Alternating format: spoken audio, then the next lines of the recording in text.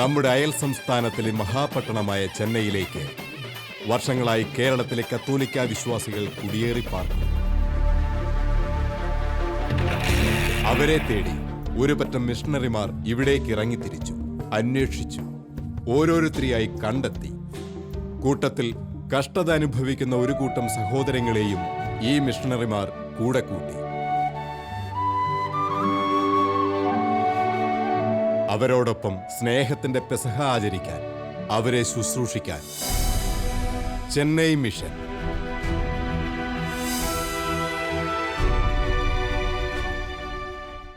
Chennai zero Malabar സഭ മിഷൻ്റെ ചരിത്രത്തെയും അതിൻ്റെ വളർച്ചയെയും അനാവരണം ചെയ്യുന്ന ഈ എപ്പിസോഡിലേക്ക് ഷാലോം പ്രേക്ഷകരെ അവരെയും സഹർഷം സ്വാഗതം ചെയ്യുന്നു. വളരെ തിരക്ക് പിടിച്ച ചെന്നൈ പട്ടണത്തിൻ്റെ ഒരു മനോഹര ദൃശ്യം.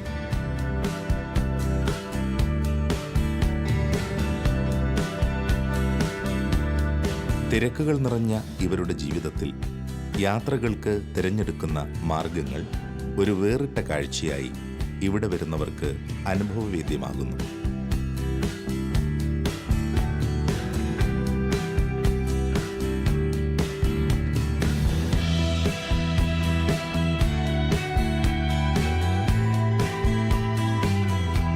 കലകൾക്ക് മുൻതൂക്കം കൊടുക്കുന്നവരാണല്ലോ തമിഴ് ജനത. ഇവരുടെ വിശ്വാസങ്ങൾക്കും ഒരു കലാരൂപത്തിന്റെ ചാരുത എവിടെയും കാണാവുന്നതാണ്.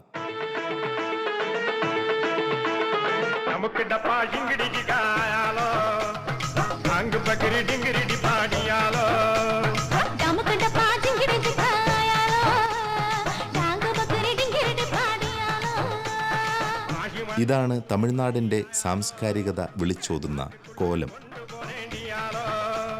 ഇതല്ല യഥാർത്ഥത്തിലുള്ള കോലം. സന്തോഷത്തിൻ്റെയും സൗഹാർദ്ദത്തിൻ്റെയും വർണ്ണങ്ങൾ ചാർത്തിയ ഒരു ദൃശ്യവിരുന്നു കൂടിയാണ് യഥാർത്ഥത്തിലുള്ള കോലം.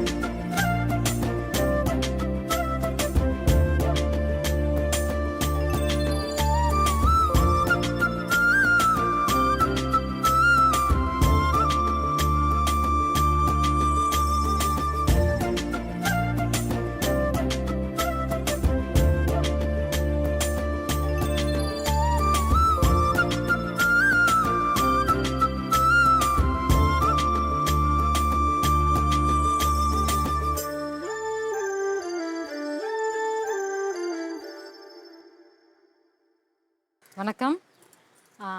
தமிழ்நாட்டை பொறுத்தவரை கோலம்ன்றது ஐஸ்வர்யத்தினோட அடையாளமாக தான் நாங்கள் பார்க்குறோம்.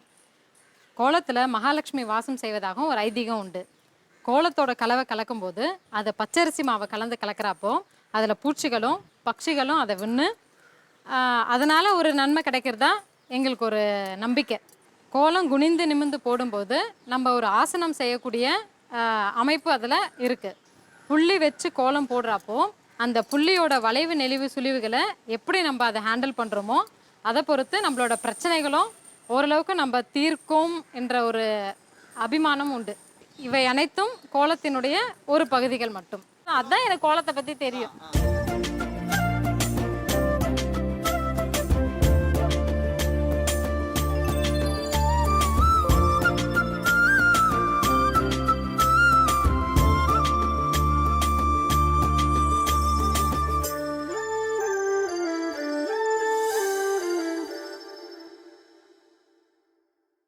ചെന്നൈ സിറോ മലബാർ കത്തോലിക്ക സഭ മിഷൻ അതിൻ്റെ ശക്തി കണ്ടെത്തുന്നത് ആത്മീയതയിലാണ്. ആ ആത്മീയതയിലുള്ള മന്ദത അത് സംഭവിച്ചാൽ ഒരു പ്രവർത്തനങ്ങളും വിജയിക്കുകയില്ല എന്നുള്ളതൊരു യാഥാർത്ഥ്യമാണ്. ആ യാഥാർത്ഥ്യത്തെ മനസ്സിലാക്കിക്കൊണ്ട് തന്നെ ചെന്നൈ മിഷനിലെ മക്കളുടെ ആത്മീയ ഉന്നമനത്തെ ലക്ഷ്യം വെച്ചുകൊണ്ടുള്ള വിവിധങ്ങളായ പ്രവർത്തന പദ്ധതികൾ മിഷനിൽ സജീവമായിട്ട് നടത്തപ്പെടുന്നുണ്ട്. ആ പ്രവർത്തനങ്ങളെയെല്ലാം ഉൾക്കൊള്ളിച്ചുകൊണ്ടതായ ഈ എപ്പിസോഡിലേക്ക് ഷാലോമിൻ്റെ പ്രേക്ഷകരെ സ്നേഹത്തോടുകൂടെ സ്വാഗതം ചെയ്യുന്നു.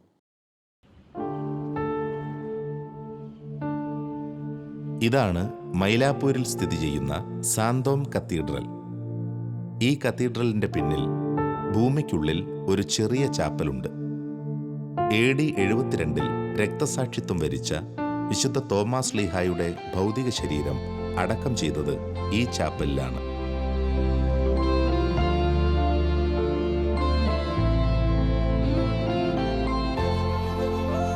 തോമാസ് ലീഹായെ അടക്കം ചെയ്ത ഭൂമിക്ക് മുകളിലായി ഒരു അൾത്താര ക്രമീകരിച്ചിട്ടുണ്ട്.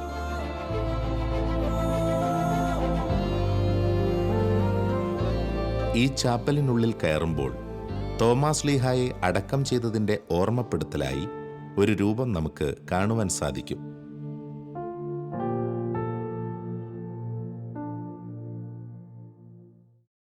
Dear viewers, it is a happy moment for us to talk to you about this tomb of St. Thomas, which is placed in Mylapore. We are here in this holy place where for lost more than 2,000 years, the church in India has got its roots here. So we fondly call it is not the tomb of St. Thomas, it is the womb of Christianity. And we see here St. Thomas' tomb, and lot of miracles takes place as pilgrims come far and wide.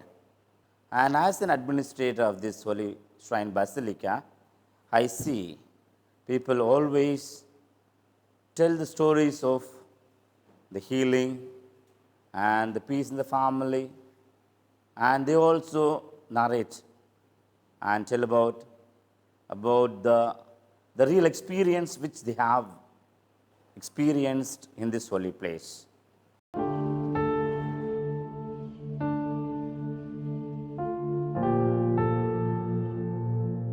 Thomas ലീഹായുടെ തിരുശേഷിപ്പ് അൾത്താരയുടെ വലതുഭാഗത്തെ ഭിത്തിയിൽ പ്രതിഷ്ഠിച്ചിട്ടുണ്ട്.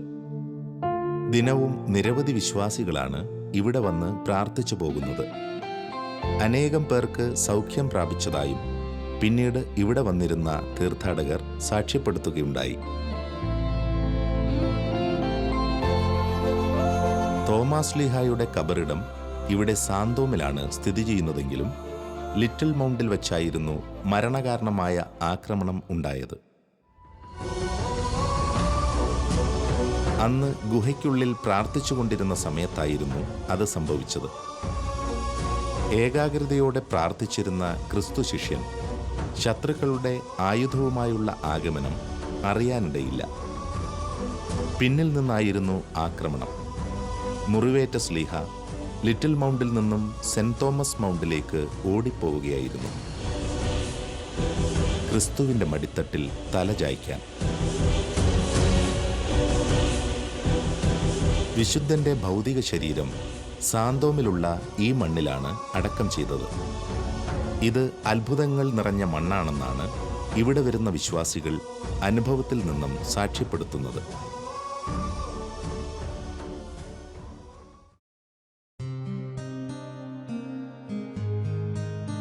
ചാപ്പലിനോട് ചേർന്ന് സ്ഥിതി ചെയ്യുന്ന Santhome museum ക്രിസ്തു ശിഷ്യന്റെ ലിഖിതങ്ങൾ അടങ്ങിയ കൽഫലകങ്ങൾ നമുക്ക് ഇവിടെ കാണാവുന്നതാണ്.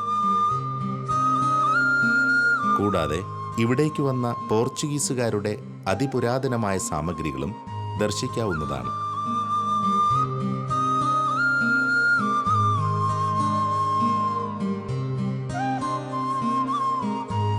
തോമാസ് ലീഹായുടെ തിരുശേഷിപ്പുകളും പിൽക്കാലത്ത് വിശുദ്ധ കുർബാനയിൽ ഉപയോഗിച്ചു പോന്നതുമായ കുസ്തോദിയും കാസയും കാണുമ്പോൾ വിശ്വാസികളായ നമുക്ക് അഭിമാനം തോന്നാം. നമ്മുടെ വിശ്വാസത്തെ പ്രതി, ക്രിസ്തു സ്നേഹത്തെ പ്രതി. ശ്ലീഹായെ പണ്ട് ആക്രമിക്കാൻ ഉപയോഗിച്ചതായ കല്ലുകളും ആയുധങ്ങളും കൂടാതെ സുപ്രധാനമായ രേഖകൾ അടങ്ങിയ പുരാതന ഗ്രന്ഥങ്ങളും നമുക്ക് കാണാവുന്നതാണ്. മറ്റൊരു ഭാഗത്ത് ശ്ലീഹായുടെ ശരീരത്തിൻ്റെ ഭാഗമായ എല്ലുകൾ തിരുശേഷിപ്പായി സസൂക്ഷ്മം സൂക്ഷിച്ചിരിക്കുന്നതായും കാണാം. ചാപ്പലിൽ പ്രാർത്ഥിക്കുവാൻ ഇവിടെ എത്തുന്നവർക്ക് ഈ ഇടനാഴിയിലൂടെ വേണം മ്യൂസിയത്തിലേക്ക് എത്തിച്ചേരാൻ. ദിവസവും നിരവധി തീർത്ഥാടകർ തോമാസ് ശ്ലീഹായുടെ കബറിടത്തിലേക്കും ഇവിടുത്തെ മ്യൂസിയത്തിലേക്കും എത്തിച്ചേരുന്നു, ഈ ക്രിസ്തു ശിഷ്യന്റെ പക്കൽ വന്ന് പ്രാർത്ഥിക്കുവാൻ, പിതാവായ തോമാസ് ശ്ലീഹായെ അടുത്തറിയാൻ.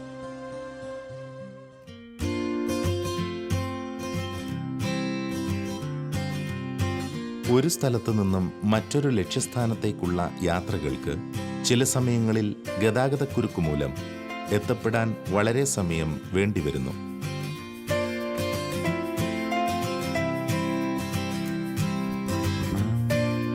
ഇന്നത്തെ നമ്മുടെ യാത്ര ചെന്നൈ മിഷന്റെ ബത്ലഹേം എന്ന് വിശേഷിപ്പിക്കാവുന്ന ഒരു ചെറിയ മിഷൻ സ്റ്റേഷനിലേക്കാണ്.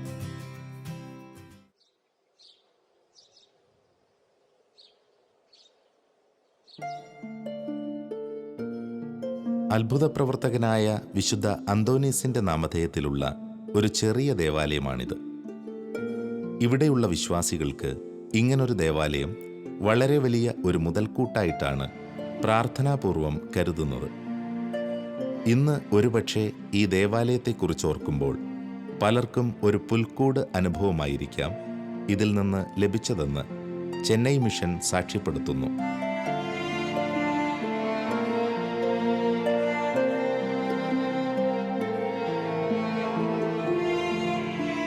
ഇവിടെയുള്ളവരുടെ വിശ്വാസ തീഷ്ണതയുടെ ഒരു നേർക്കാഴ്ച കൂടിയാണ് ഗൗരിവാക്കത്തുള്ള ഈ ഓലമേഞ്ഞ ദേവാലയത്തിൽ ദൃശ്യമാകുന്നത്. വലിയൊരു സമൂഹത്തെയാണ് ഈ കുഞ്ഞു ദേവാലയത്തിലേക്ക് തമ്പുരാനാൽ ആകർഷിക്കപ്പെട്ട് ഉൾക്കൊള്ളുന്നത്.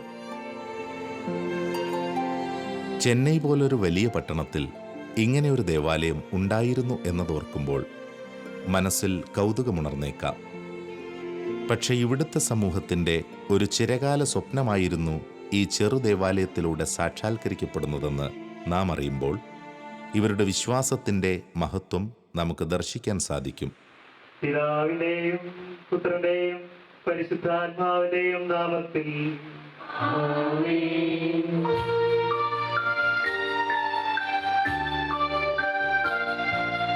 അന്നാം പെസഹ തിരുനാളിൽ കർത്താവരുളിയ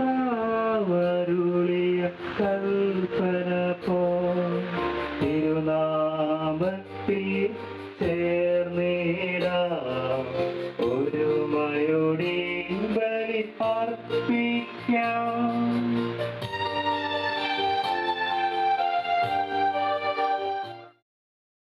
ഒരു ഇടവക വൈദികനായ എന്നെ സംബന്ധിച്ചിടത്തോളം വിശുദ്ധ ബലിയർപ്പണത്തിനായിട്ട് ദാഹിക്കുന്ന ഒരു ദൈവജനത്തിൻ്റെ വിശ്വാസ തീഷ്ണത എൻ്റെ മനസ്സിനെ വല്ലാതെ സ്പർശിച്ചു.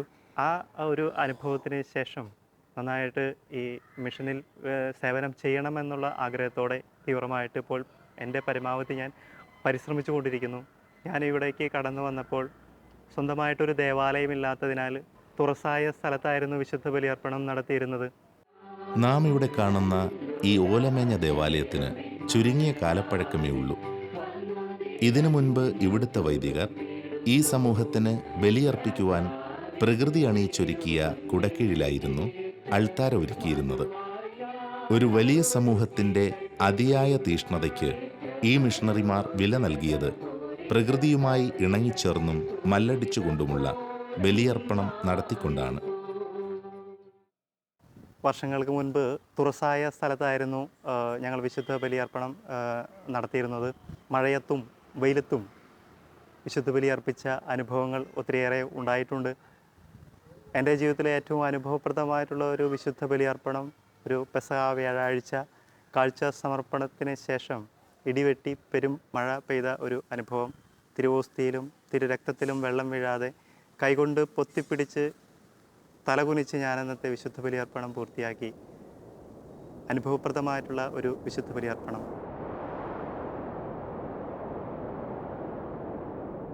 അപ്രതീക്ഷിതമായിട്ടായിരുന്നു ആ പെസഹ ദിനത്തിൽ കൊള്ളിയാൻ്റെ അകമ്പടി സേവിച്ച് മഴയെത്തിയത്.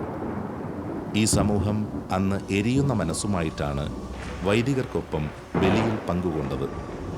ദൈവത്തിനു വേണ്ടി പ്രകൃതിയുമായിട്ട് ഒരു മൽപ്പിടുത്തം തന്നെ വൈദികന് നടത്തേണ്ടതായിട്ട് വന്നു. ബലിവസ്തുക്കൾ നനയാതിരിക്കാൻ സ്വയം മഴ ഏറ്റുവാങ്ങിക്കൊണ്ട് സൂക്ഷ്മമായി പൊതിഞ്ഞു നിന്ന് ബലിയർപ്പിച്ച വേളയിൽ വൈദികന്റെ കണ്ണുകൾ ചെറുചൂടോടെ ഈറനണിഞ്ഞത് തണുത്ത മഴയത്ത് ഒരുപക്ഷെ ആരും അറിഞ്ഞിട്ടുണ്ടാകില്ല. സ്വന്തം കണ്ണീർ തിരുവോസ്തിയിലും വീഞ്ഞിലും വീഴാതിരിക്കാൻ വൈദികൻ തത്രപ്പെടുന്നതിന് നെഞ്ചകം കുത്തിക്കീറുന്ന വേദനയോടെ ഈ സമൂഹം സാക്ഷിയായി.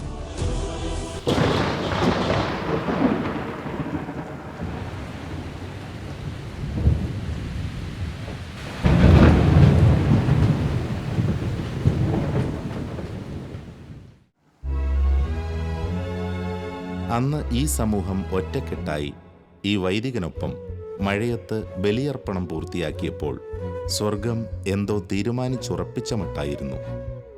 ഈ സംഭവത്തിന് ശേഷം സ്വർഗം തുറന്ന് 2 അത്ഭുതങ്ങൾ വിശുദ്ധ അന്തോനീസിന്റെ മാധ്യസ്ഥതയാൽ ഈ ഇടവകയിൽ സംഭവിച്ചു. അതിലൊന്ന് ഇതാണ്. ആദ്യകാലങ്ങളിൽ ഞങ്ങൾ തുറസായിട്ടുള്ള സ്ഥലത്താണ് വിശുദ്ധ ബലിയർപ്പണം നടത്തിയിരുന്നെങ്കിൽ ഇന്ന് ഞങ്ങൾക്കൊരു ഓലക്കൂരയെങ്കിലും ഉണ്ട്. ആ കൂര പണിതപ്പോൾ തന്നെ ഞങ്ങളുടെ വലിയൊരു ഓരോ ഓല വയ്ക്കുമ്പോഴും ഞങ്ങളുടെ ഹൃദയത്തിലാണ് ഒരു ദേവാലയം പണിതിരുന്നത്. ഇപ്പോൾ ഞങ്ങൾ വിശുദ്ധ ബലിയർപ്പിക്കുമ്പോൾ ഞങ്ങളുടെ വലിയൊരു അനുഭവം ഒരു പുൽക്കൂട്ടിൽ വിശുദ്ധ ബലിയർപ്പണത്തിൽ പങ്കെടുക്കുന്ന ഒരു വലിയൊരു അനുഭവത്തിലൂടെയാണ് ഞങ്ങളിപ്പോൾ കടന്നുപോയിക്കൊണ്ടിരിക്കുന്നത്.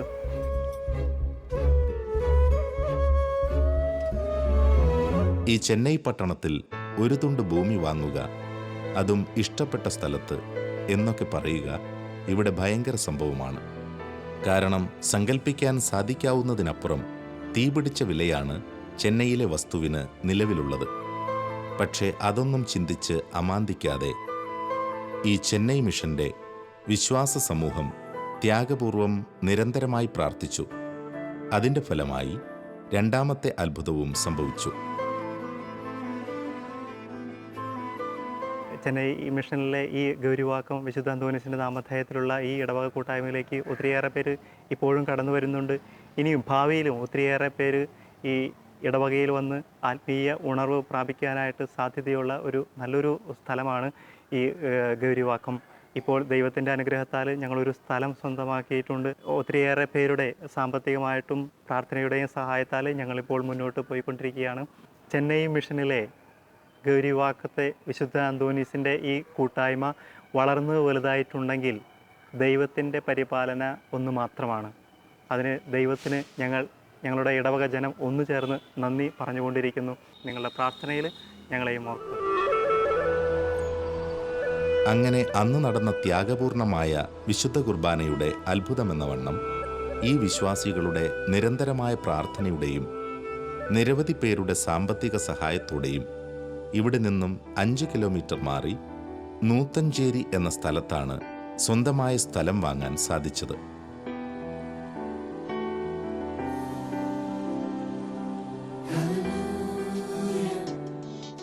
അത്ഭുത പ്രവർത്തകനായ വിശുദ്ധ അന്തോനീസിന്റെ മാധ്യസ്ഥത്താൽ അവിശ്വസനീയമായ വിധം ഈ ദേവാലയം പണിതു തീർക്കാനും സാധിച്ചു.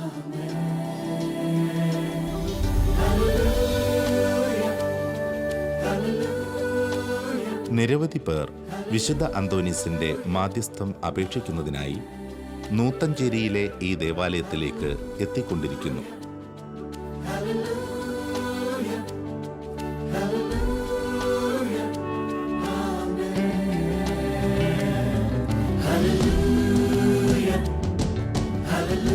ഇന്ന് ഈ മനോഹരമായ ദേവാലയത്തിലെ ബലിയർപ്പണത്തിൽ പങ്കെടുക്കുമ്പോഴും വർഷങ്ങൾക്ക് മുമ്പ് മഴയത്തർപ്പിച്ച ആ മഹനീയ ബലി ഇന്നും ഒളിമങ്ങാതെ ചെന്നൈ മിഷന്റെ മനസ്സിൽ നിലനിൽക്കുന്നുണ്ട്.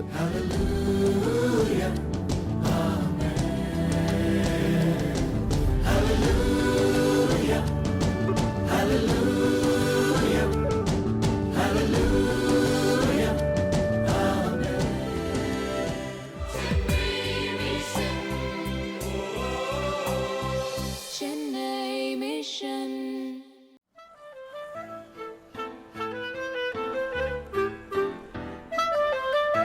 ചെന്നൈ മിഷന്റെ അടുത്ത സ്റ്റേഷനിലേക്കാണ് നമ്മുടെ ഈ യാത്ര. ചെന്നൈ പട്ടണത്തിന്റെ തിരക്ക് അല്പം കുറഞ്ഞ മട്ടാണ്. ഇന്നും ഈ ഗതാഗത സൗകര്യങ്ങൾ ഇവിടുത്തുകാർ ഉപയോഗിക്കുന്നത് കാണുമ്പോൾ മനസ്സിന് കൗതുകം തോന്നിപ്പോകും.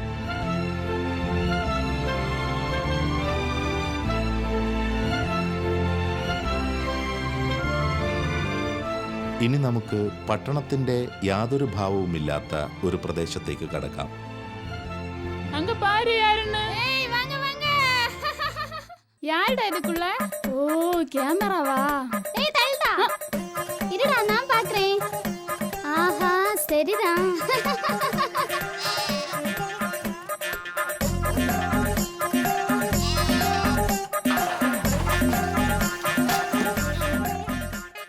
ഇതാണ് നീലാങ്കര എന്ന സ്ഥലത്തിലെ വളരെ പ്രത്യേകതയുള്ള ഒരു ദേവാലയം.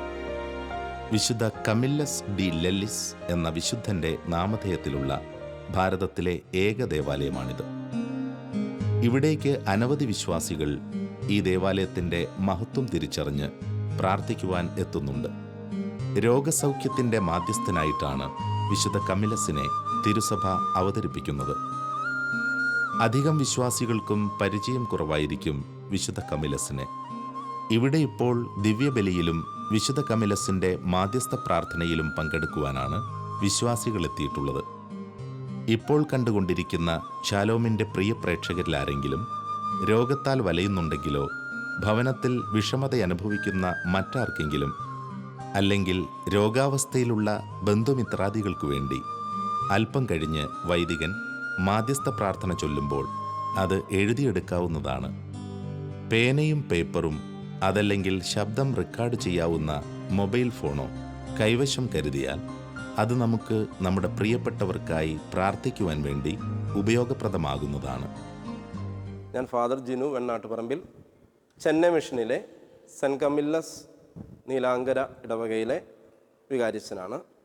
ഈ ഇടവകയുടെ മധ്യസ്ഥനായ വിശുദ്ധ കമില്ലസ് ദി ലെല്ലിസ് ഇറ്റലിയിലെ ബുക്കാനിയ ഗ്രാമത്തിൽ 1550 മെയ് 25 ജനിച്ചത്.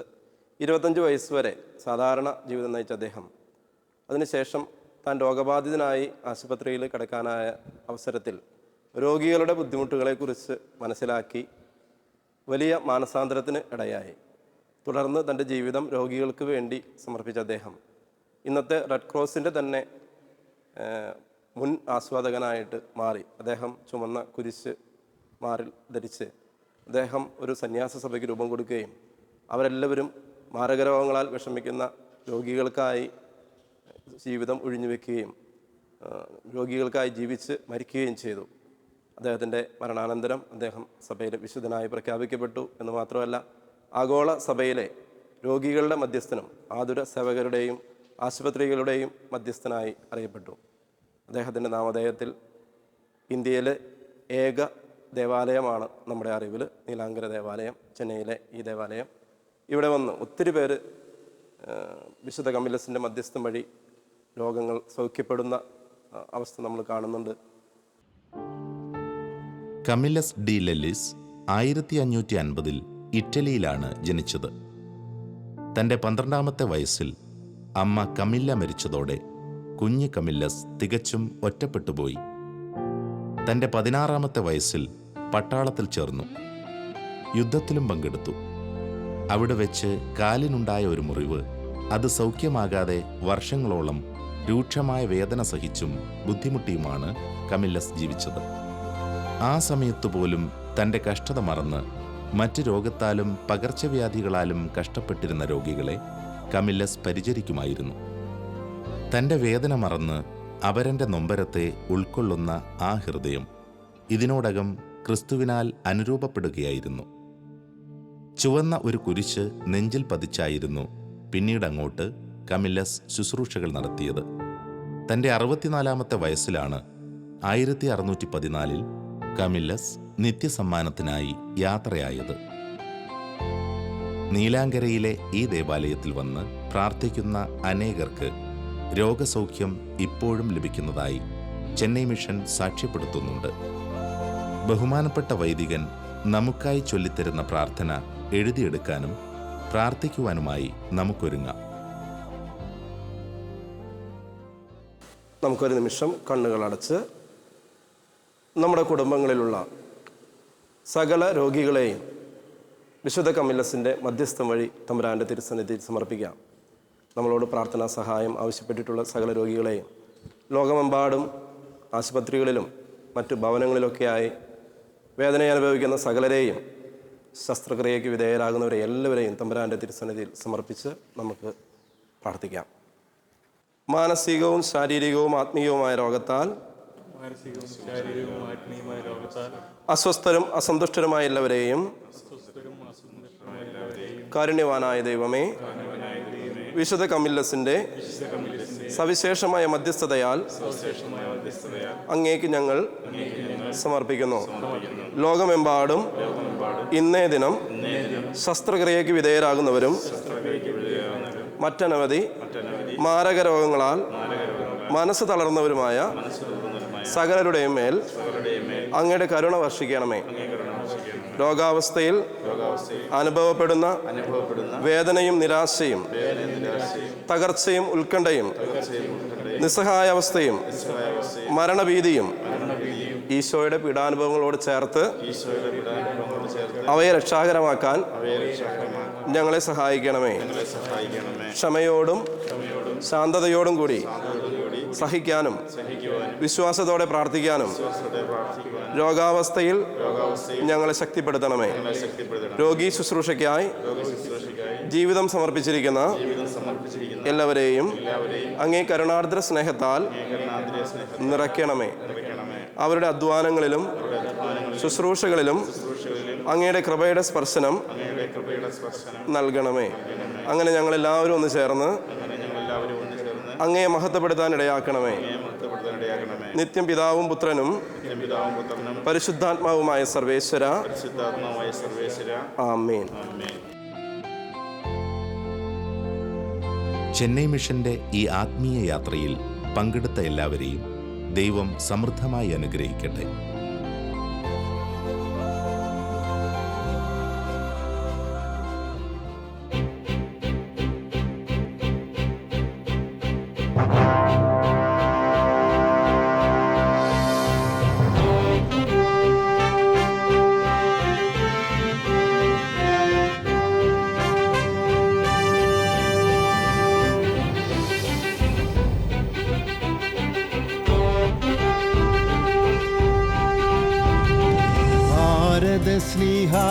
സ്നേഹമാർത്തോമാതൻ വീണമണിഞ്ഞൊരു മണ്ണിൻ മക്കൾ, ദൈവവിശ്വാസം സിരകളിലൊഴുകും സീറോ മലബാർ സഭതൻ മക്കൾ. കൺമണി പോലി പൈതൃകമെന്നും കാക്കാം, നാമതിൽ